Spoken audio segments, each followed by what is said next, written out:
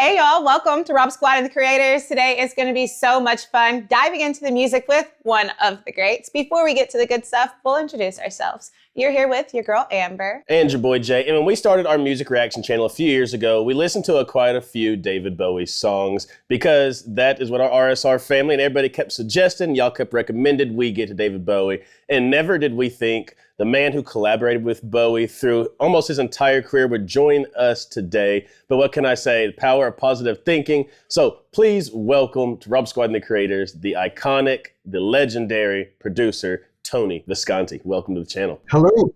Hello, how are you?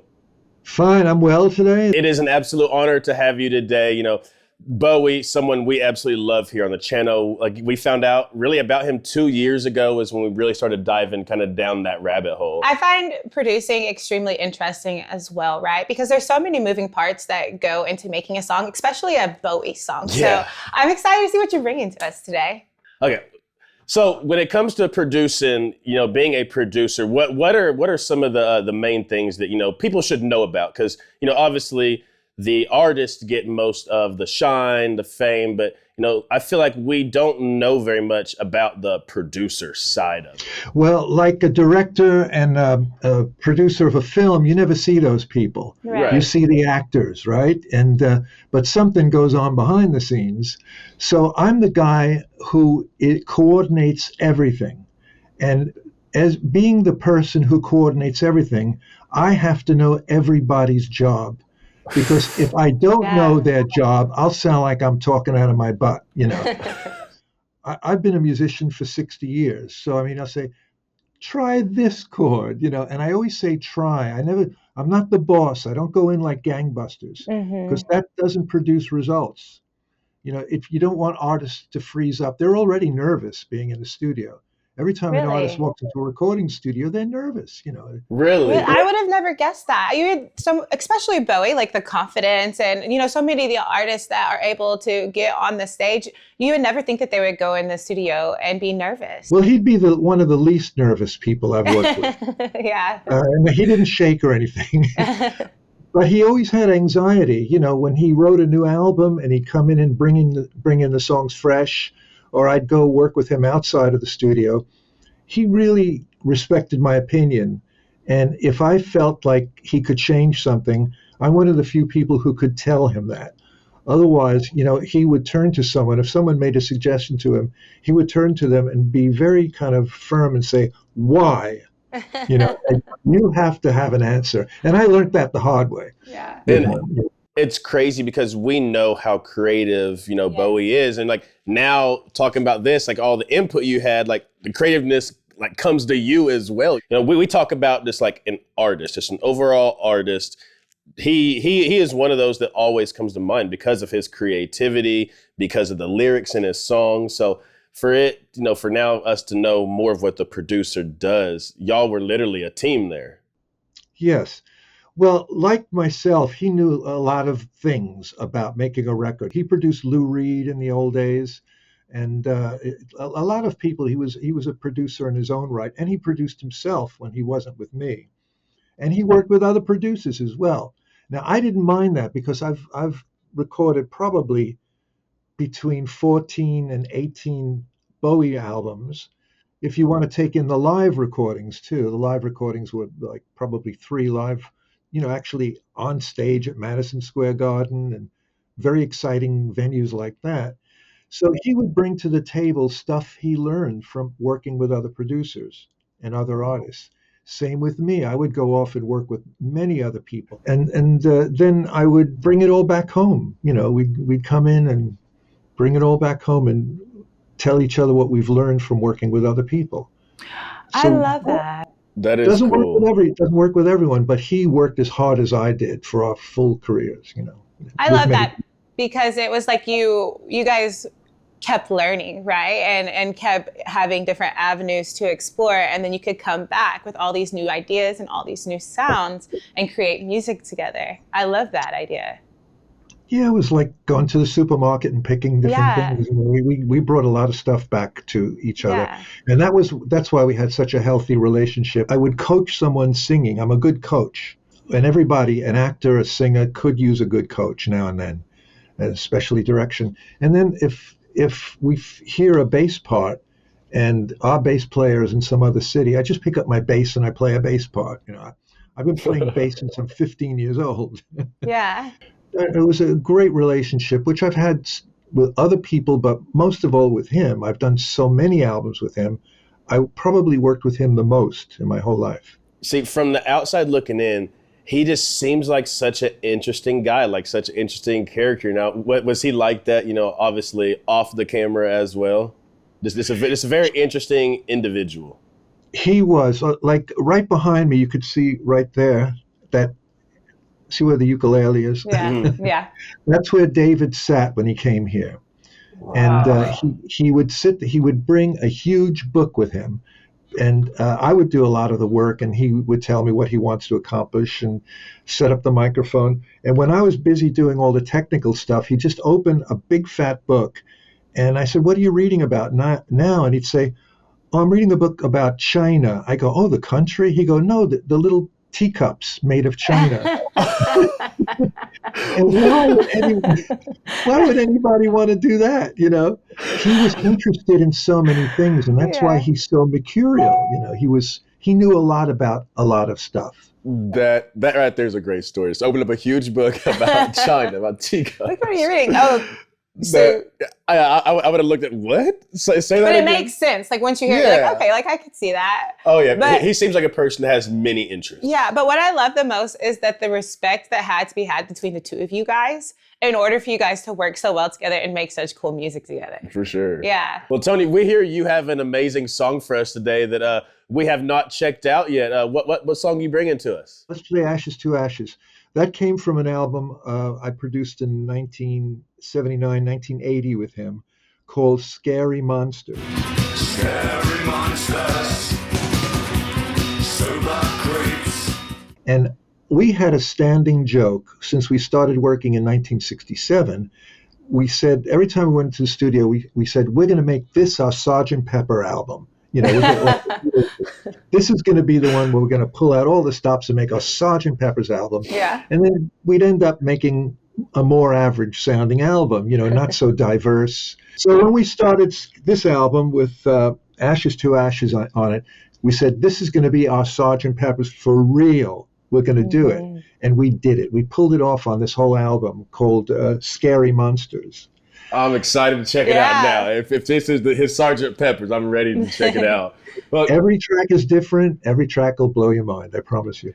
RSR family, we're going to dive right into it. Make sure y'all like the video. Hit subscribe if you guys are enjoying Rob Squad and the creators. Let's check out David Bowie, Ashes to Ashes. Let's get it. This is called Ashes to Ashes.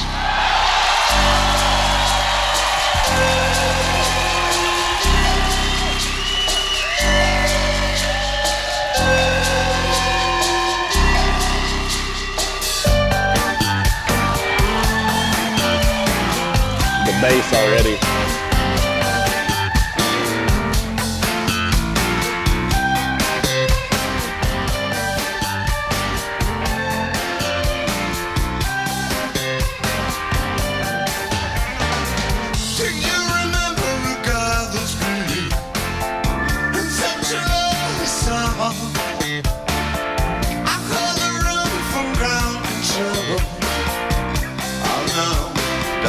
It's true. They got a message from the action man. I'm happy. All the different sounds.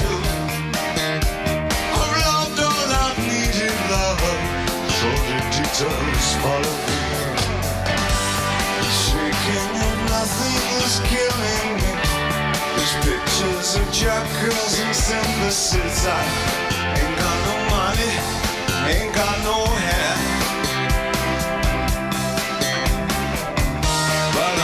It's okay, but the planet is glowing. It's got a little funky bass in there.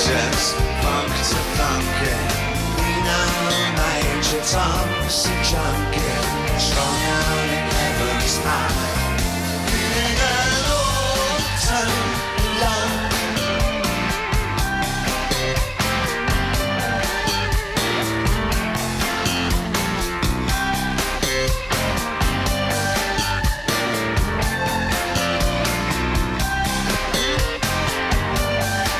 cool.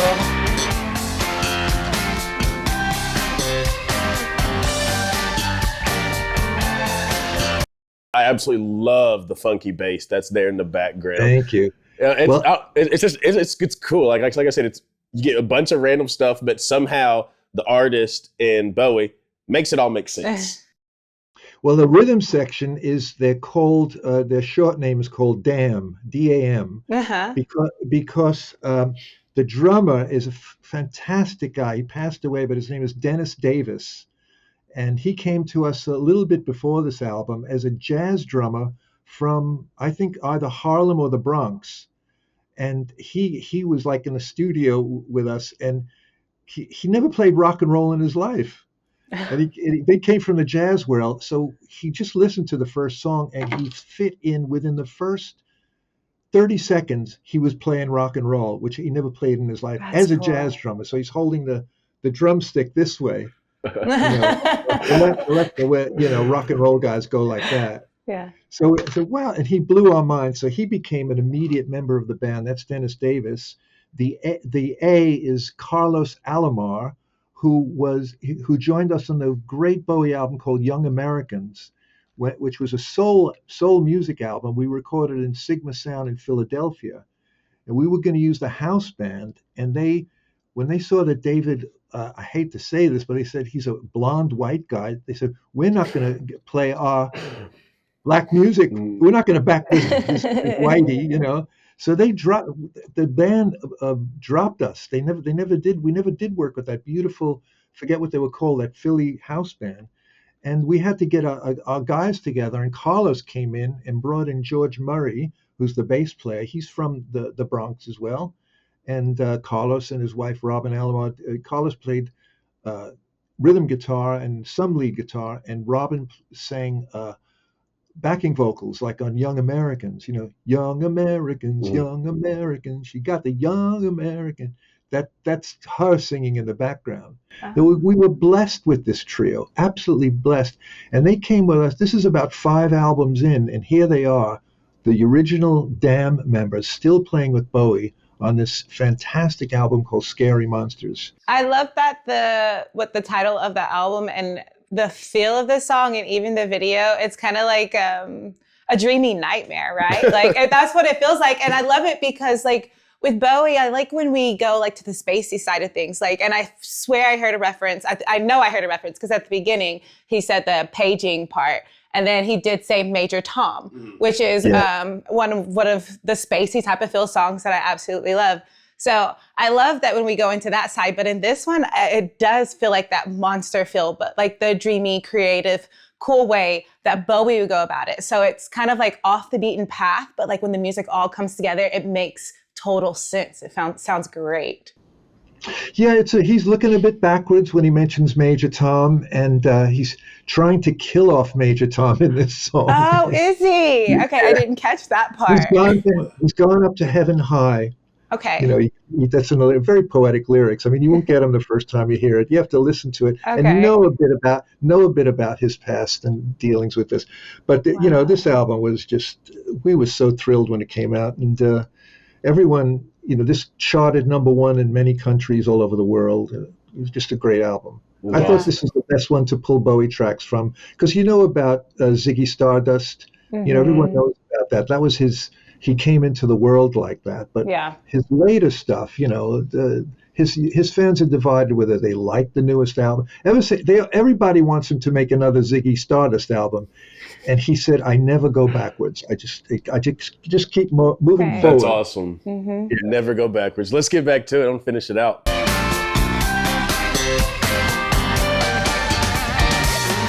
and again, I tell myself I stay clean tonight,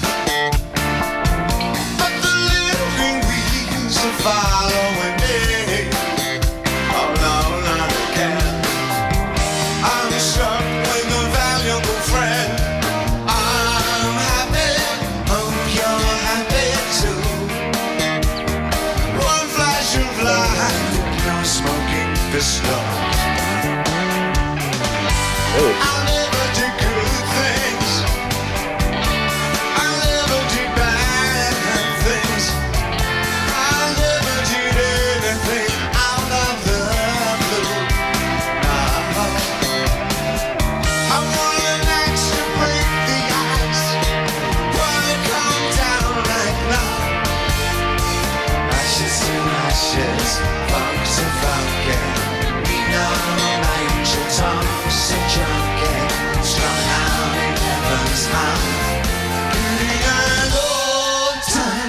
love.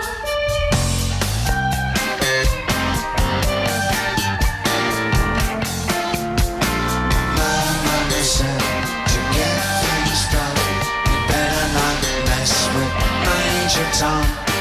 My mother said to get things done, you better not mess with Major Tom. My mama said to get things done, you better not mess with Major Tom.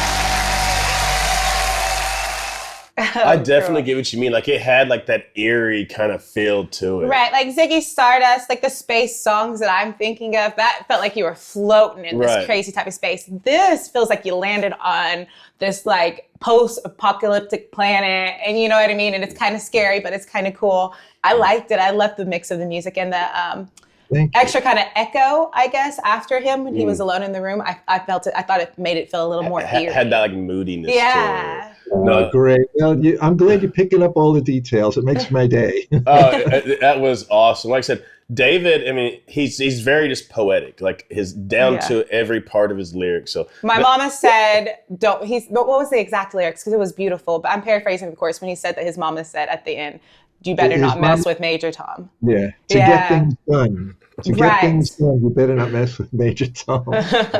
Tony, thank you so much for being here with us today, for telling us these awesome stories. It's been an absolute pleasure. Before we let you go, anything new, any announcements you'd like to share with us and our RSR family? Oh, well, occasionally I put a record out, and in my whole life I've put out 3 solo albums.